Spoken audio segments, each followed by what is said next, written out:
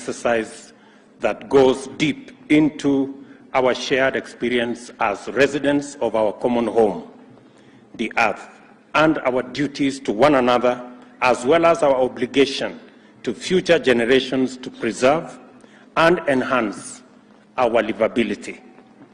We have all witnessed the viciousness with which climate change has unleashed various calamities on us.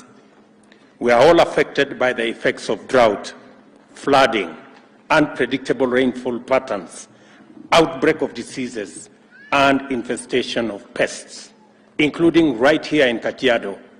Governor has said you have lost close to 500,000 livestock, and about 2.5 million livestock around Kenya. That in itself is a demonstration of how serious a situation we are in. The devastating disruptions occasioned by this hardship on our lives, livelihoods, and infrastructure have not only become the constant feature of our existence, but also continuously undermine our progress and aspirations for economic development. Our health systems, transport and communication infrastructure, farmland and food production systems, local and international supply chains have all been affected, thus imposing an extra burden on already overwhelmed peoples and nations. To a considerable extent, these adversities are the direct and indirect consequences of human failure to observe its ecological imperative.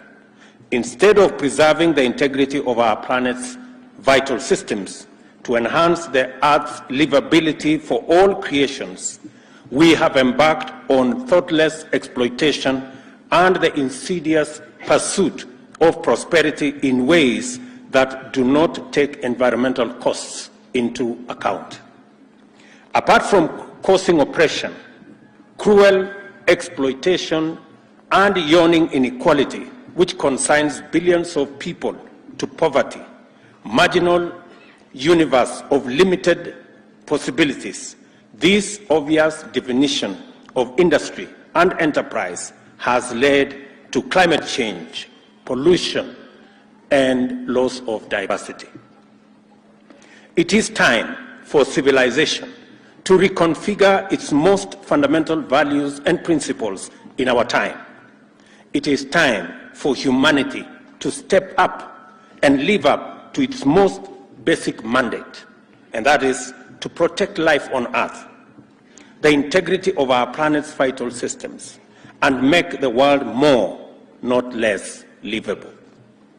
This is our obligation to one another in our time and our debt to future generations.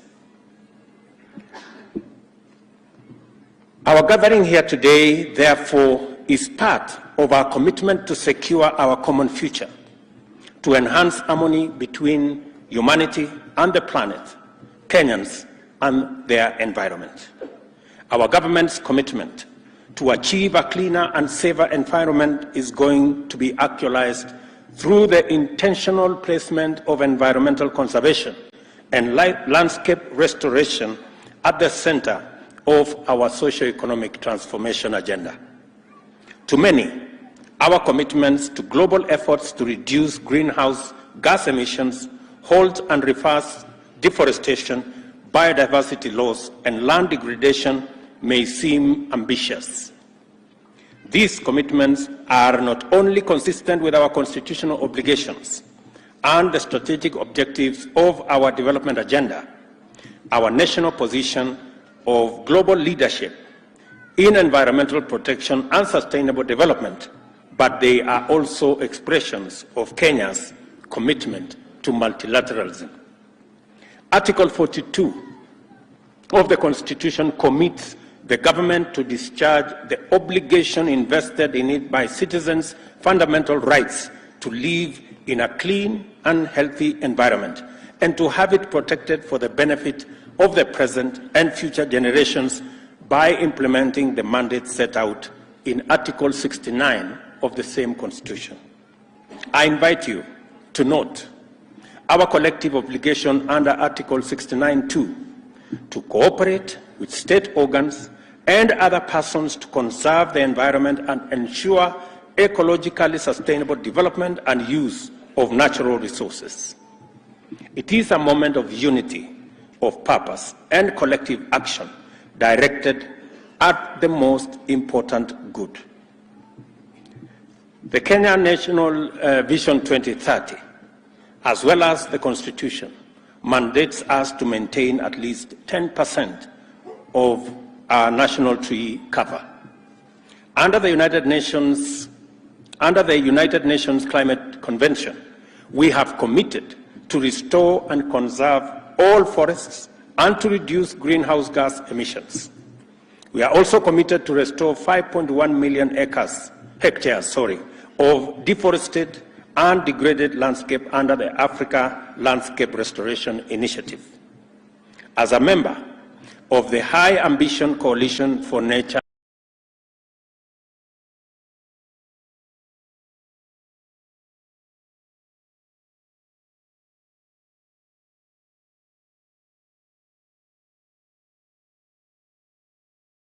and people, we have also pledged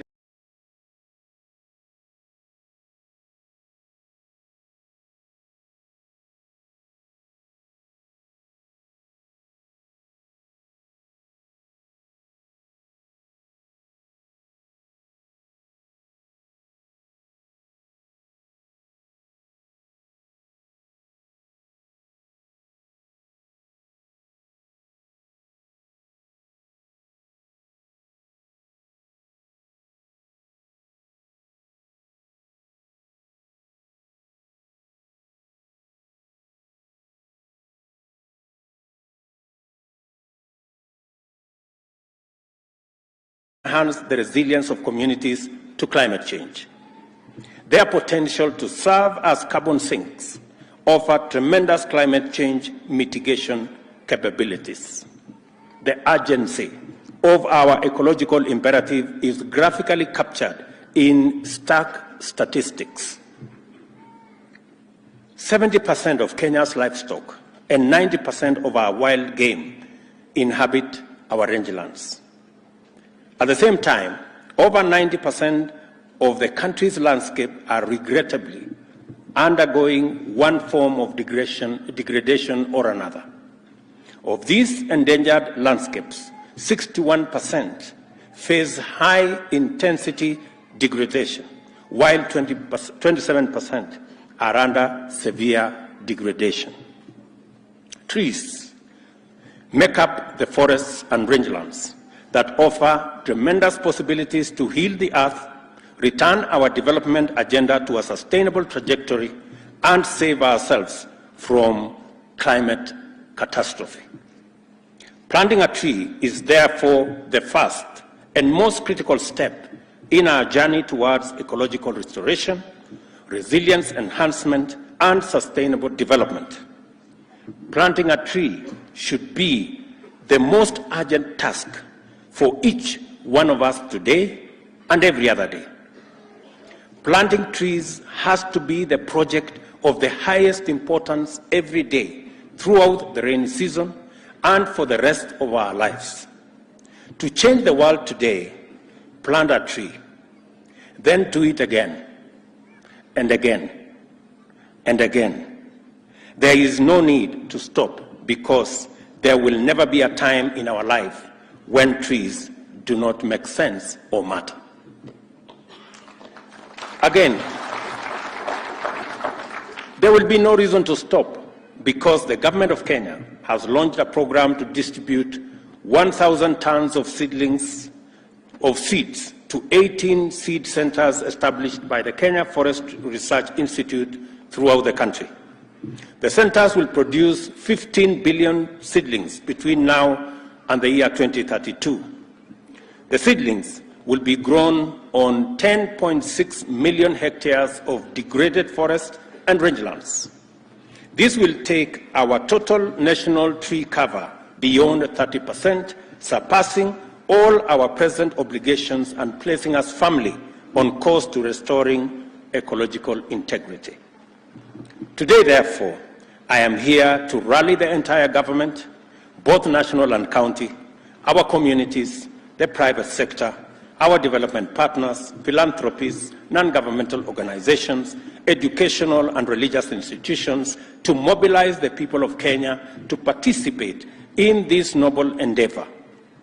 The Kenya Forest Research Institute, Kenya Forest Service, and Kenya Wildlife Service will be spearheading this program. The Ministry of Environment and Forestry shall provide robust coordination that will optimally engage all actors and make this a reality. I appreciate our partners for their support and urge them to work with us by providing financial, technical, and technological resources for this program. As we scale up activities, we shall look to you to come through in a big way. Together with the United Nations Development Programme and other UN agencies, we have established the Tree Growing Fund to pool all resources mobilized for this program.